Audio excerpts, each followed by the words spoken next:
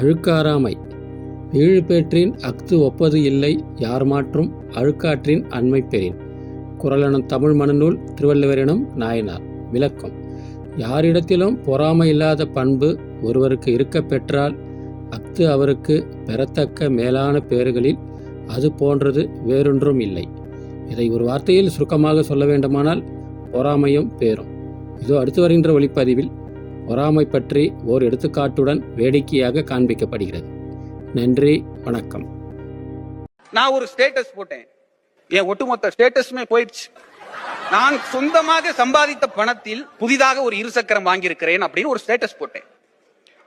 200 பேர் பார்த்தான். மறுநாள் தலை வலிக்கிற மாதிரியும் இருக்கு, வலிக்காத மாதிரியும் இருக்கு, ஜுரம் வர்ற மாதிரியும் இருக்கு, வராத மாதிரியும் இருக்கு.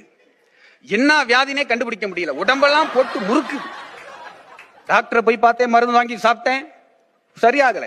எங்க பாட்டி துண்ணூறுலாம் போட்டுச்சு, சரியாகல. எங்க ஊர்ல உள்ள ஒரு பூசாரிட்ட போய் வெத்தலையில மை போட்டு பார்த்தேன், அதுலயும் ஒன்னும் தெரியல. இருந்தாலும் அவர் இது மாதிரி பல கேஸ பார்த்திருப்பாரு. ஸ்டேட்டஸ் போட்டதுக்கு அப்புறம் தான் அப்படி ஆயிருக்கு. 3 minutes அகோல ஒரு சொந்தக்காரன் ஒருத்தர் பார்த்திருக்காரு. அவர் தான் ஏதோ ஒரு வேலை பார்த்திருக்காரு. நான் கேட்டேன், ஏதாவது பரிகாரம் சொல்லுங்க சாமி. முள்ளால தான் எடுக்கணும், அது மாதிரி வச்ச ஸ்டேட்டஸால தான் எடுக்கணும். உடனே வீட்டுக்கு போய் நான் வாங்கின இருசக்கர வாகனம் விபத்தாயிருச்சுன்னு ஸ்டேட்டஸ் வையினாங்க. நானும் வச்சேன். ஒரு சொந்தக்காரு பார்த்தாரு, தலைவலி போயிருச்சு. 2வது சொந்தக்காரு பார்த்தாரு, ஜுரம் போயிருச்சு.